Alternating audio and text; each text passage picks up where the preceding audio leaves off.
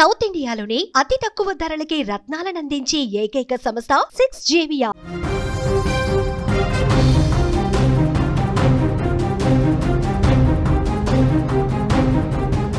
Breaking news చూస్తున్నాం. 7 నెలల గర్భిణీపై దారుణం జరిగింది. కొడుకే సవతి తల్లిని హతమార్చాడు. గర్భంతో ఉన్న తల్లిపై ఒక్కసారిగా కత్తి దూశాడు కొడుకు. ఆస్తి కోసం అమానుషానికి తెగబడ్డాడు బన్నితేజ. మృతురాలి తల్లిదండ్రుల ఫిర్యాదుతో కేసు నమోదైంది. టేకుర్తిలో ఈ దారుణమైనటువంటి ఘటన జరిగింది. కరీంనగర్ జిల్లా ఇల్లందుకుంట మండలం టేకుర్తిలో ఒక హృదయ విదారక ఘటన చోటు చేసుకుంది. ఆస్తి తగాదాలు ఒక నిండు ప్రాణాన్ని బలిగొన్నాయి. 7 నెలల గర్భిణి అయిన ఒక మహిళను ఆమె సవతి కొడుకు నిన్న రాత్రి దారుణంగా చంపేశాడు. కత్తితో గొంతు కోసి చాలా అంటే చాలా అమానుషంగా దాడి చేసి చంపేసిన పరిస్థితి. టేకుర్తి గ్రామానికి చెందిన ముద్రపోయిన రాములు తన మొదటి భార్య పిల్లలు ఉన్నా కూడా 8 సంవత్సరాల క్రితం బొమ్మనపల్లికి చెందిన 34 ఏళ్ల తిరుమలను రెండో పెళ్లి చేసుకున్నాడు. రాములు ఒక హరికథా కళాకారుడు. తిరుమల ప్రస్తుతం 7 నెలల గర్భంతో కూడా ఉంది. రాములు మొదటి భార్యకు 2 కుమారులు ఉన్నారు. గత 3 నెలల నుంచి ఆస్తి పంపకాల విషయంలో 2 కుటుంబాల మధ్య గొడవలు జరుగుతూనే ఉన్నాయి. ఈ గొడవలు ఎక్కువ కావడంతో రాములు తన ఇంటిని తిరుమల పేరు మీద రిజిస్ట్రేషన్ చేశాడంటే రెండో భార్య మీద. దీంతో మొదటి భార్య కుమారులు ఆగ్రహానికి గురయ్యారు. గొడవలు పడతా ఉన్నారు. మేము ఉండగా, నీకు భార్య ఉండగా, పిల్లలు ఉండగా నువ్వు రెండో పెళ్లి చేసుకున్నావు, ఆస్తి మొత్తం ఆమెకే రాసిస్తానంటున్నావు, రాసిచ్చావు కూడా, ఇది కరెక్టేనా అంటూ వాళ్ళు ప్రశ్నించారు. గొడవలు చేస్తూ ఉన్నారు. ఇంటి మీదకి వెళ్ళి అదేవిధంగా గొడవలు జరుగుతూనే ఉన్నాయి. తిరుమలకు సంతానం కలిగితే, ఎందుకంటే ఇప్పుడు 7 నెలల గర్భంతో ఉంది కాబట్టి సంతానం కలిగితే ఆస్తి పంపకాల్లో వారు కూడా భాగమవుతారని చెప్పి వీళ్ళు భావించారు. ఈ క్రమంలోనే మొదటి భార్య చిన్న కుమారుడు బన్నితేజ ఒక దారుణమైనటువంటి నిర్ణయం తీసుకున్నాడు. ఒక సైకో నిర్ణయం తీసుకున్నాడు. శనివారం రాత్రి ఇంట్లో ఎవరూ లేని సమయంలో తిరుమల గొంతును చాలా దారుణంగా కత్తితో కోసి వెంటనే బయటకు వచ్చి పారిపోయాడు. తీవ్ర రక్తస్రావమై తిరుమల అక్కడికక్కడే ప్రాణాలు కోల్పోయిన పరిస్థితి. ఈ విషయం పోలీసులకు తెలిసింది. వెంటనే పోలీసులు అక్కడికి చేరుకున్నారు. సిఐ లక్ష్మీనారాయణ, ఇల్లందుకుంట ఎస్ఐ క్రాంతికుమార్ ఆ ఘటనా స్థలానికి వచ్చారు. మృతదేహాన్ని పరిశీలించి వాళ్ళు కేసు నమోదు చేశారు. బాధితురాలు తల్లిదండ్రులైన రాధమ్మ, రాజయ్యలు పోలీసులకు ఫిర్యాదు చేశారు.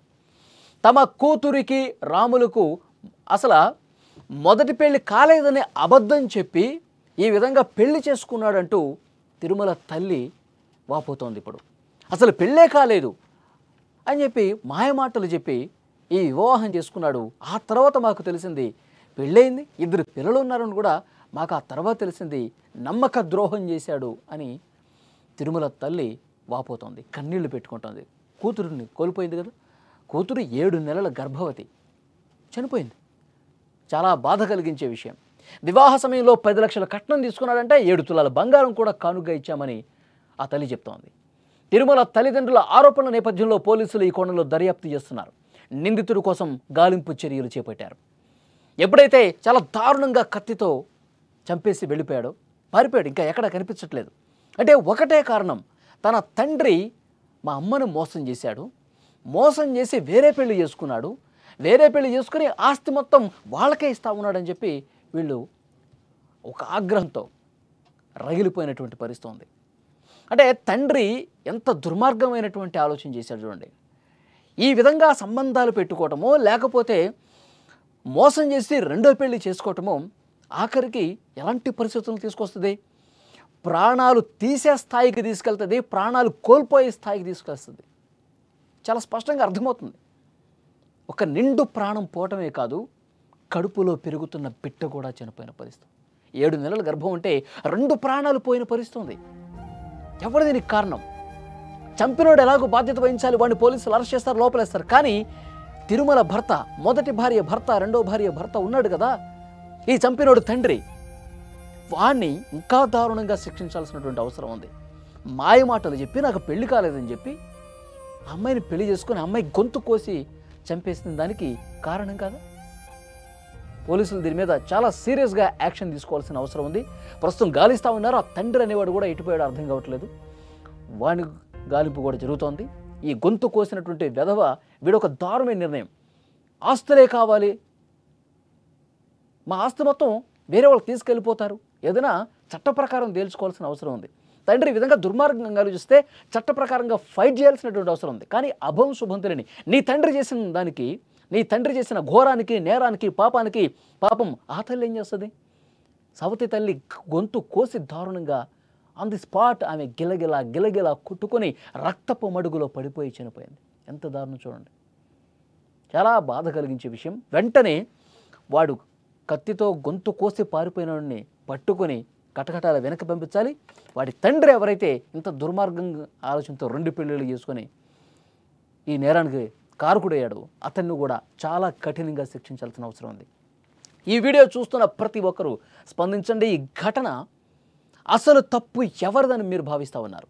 తప్పకుండా కామెంట్ బాక్స్లో తెలియజేయండి.